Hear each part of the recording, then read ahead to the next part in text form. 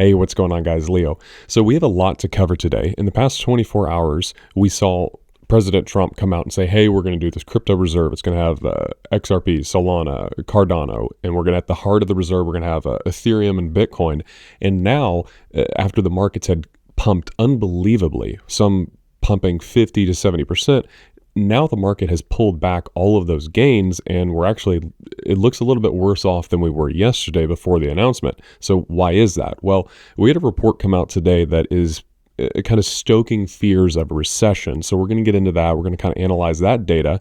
But we also have a lot of names coming out, such as Brian Armstrong of Coinbase, Tyler Winklevoss of the Gemini exchange, and they're actually saying that they're opposed to the crypto reserve. So let's go ahead and dive in here and see kind of what's going on. Okay, so right off the bat here, Watcher Guru reports that 250 million from the cryptocurrency market was liquidated in the past 4 hours.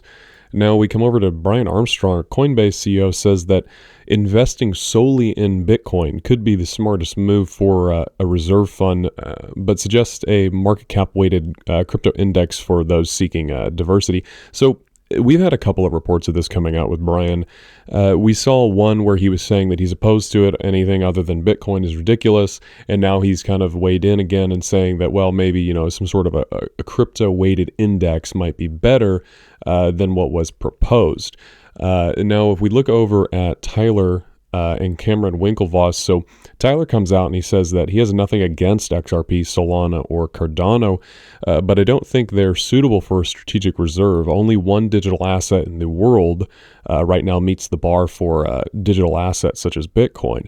And then his brother, Cameron Winklevoss, he came out saying that he's excited for the strategic reserve. I was surprised by the digital assets being contemplated. Bitcoin is the only asset that meets the bar for a store of value reserve asset. And then he goes on to say, maybe Ethereum. Now, my take on this is that Ethereum is a given. And the reason that Ethereum is a given is because if you're a country and you start to tokenize your currency on top of this platform, it makes a lot of sense for you to hold a controlling interest in that stake. The reason being is you don't want some bad actor potentially going out and buying into that, into Ethereum and potentially getting a controlling interest in it. So for national security purposes, I think that Ethereum, especially once you have stocks, bonds, and all the other assets that are in the United States tokenized and functioning and settlement and security on top of Ethereum, I think that it makes a lot of strategic sense whenever you think it from that regard. So we'll find out more about this at the White House Crypto Summit coming up on this Friday. Something that I would actually be interested in seeing is if they start doing some sort of grants and funding to fund projects and innovation within the crypto space to help expand it. That would be something that I would like more for these other alternative projects and coins as opposed to being in a crypto reserve. I think, in my opinion, Bitcoin and Ethereum are the strongest cases just because of the infrastructure aspect. I mean, you can't deny, Bank of America and JP Morgan, a lot of these banks are building stable coins on top of Ethereum. So for that case, it's the biggest. It's the most obvious one other than Bitcoin, in my opinion. And the president made that known yesterday whenever he said that Bitcoin and Ethereum would be at the heart of the crypto reserve. So now we're moving on to David Sachs. This is the crypto czar, and I thought that this was very, very odd. So he came out saying that, correct, I sold all of my cryptocurrency, including Bitcoin, Ethereum, and Solana, prior to the start of the administration. I understand why somebody would do that because of conflict of interest, but it's very weird. And I think that everybody that reads that can kind of read into that it's very weird. If I was him, I would have put it into a blind trust or something like that and kind of washed my hands of it. I wouldn't have sold it all. So that's very suspicious to me. I'm not exactly sure what we can read into that other than, I guess he sold. Very, very weird, especially if you're in the administration and you know that there's a lot of really good adoption coming down the road. He stands to potentially miss out on millions upon millions of dollars of profit by selling them just to have a role in that administration. So again, not sure what to make of that. So here's the report that we're looking at as to why pretty much everything is crashing today. So Atlanta Fed came out with their GDP Now model saying that it's estimating U.S. real GDP growth for Q1 at negative 2.8%.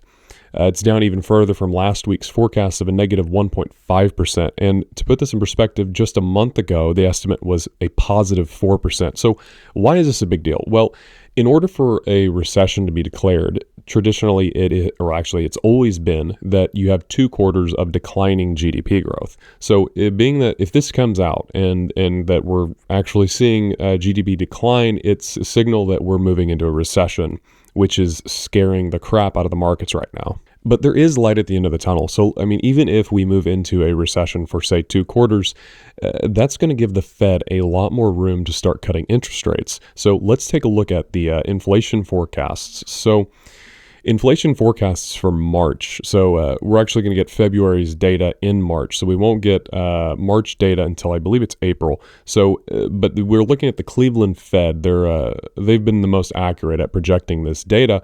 But the March inflation estimate is coming in at 2.47%. So we're getting very, very close. This is the lowest reading I believe that we've seen for inflation on the CPI side.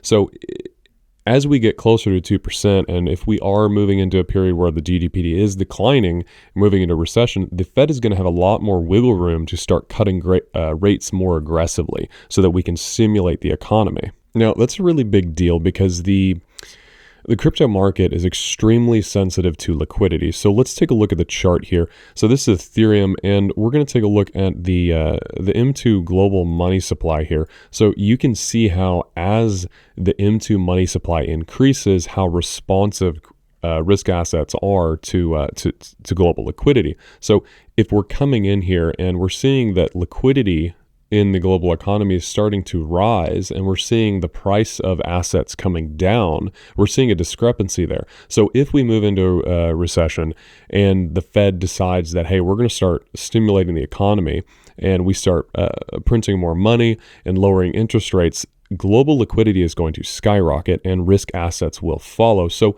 if some worst case scenario, let's say that prices were to come down, start crashing, and then the Fed starts injecting liquidity, we would see a very quick V-shaped type recovery, similar to what we saw back in the prior bear market. So we saw this massive drop here. Fed starts to inject liquidity into the market, and we instantly recover. So few months of downside, and then liquidity comes in, and we just rocket. So I don't think that it's a case where we move into a recession and we have a prolonged bear market. Granted, crypto has never really been in a true recession because the last great recession that we actually had was in 2008. We did have some periods that could be a very similar recession, but they were so stimulatory in the amount of quantitative easing that happened.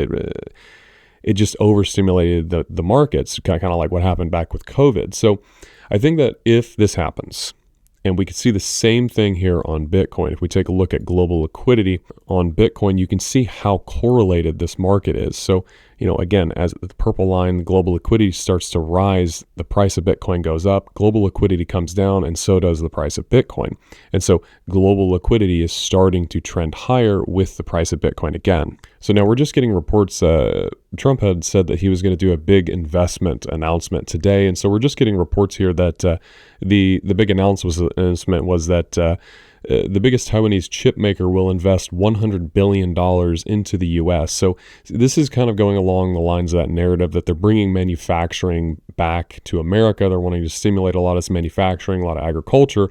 Trump had just imposed agriculture tariffs as well, and they're wanting to stimulate farming within the United States economy. Long term, all of that is going to have a massive growth effect for the United States economy. Short term, that's going to be on shaky ground here, and that's what's being reflected in the markets, unfortunately. I know a lot of people were really getting their hopes up thinking that this big investment announcement had something to do with crypto. I don't think that's the case. I think most likely if you're going to have any really big announcements, they're going to end up waiting for the crypto White House summit on Friday, which is where you would want to have any sort of really big shocking announcements, as kind of the grand finale type of thing.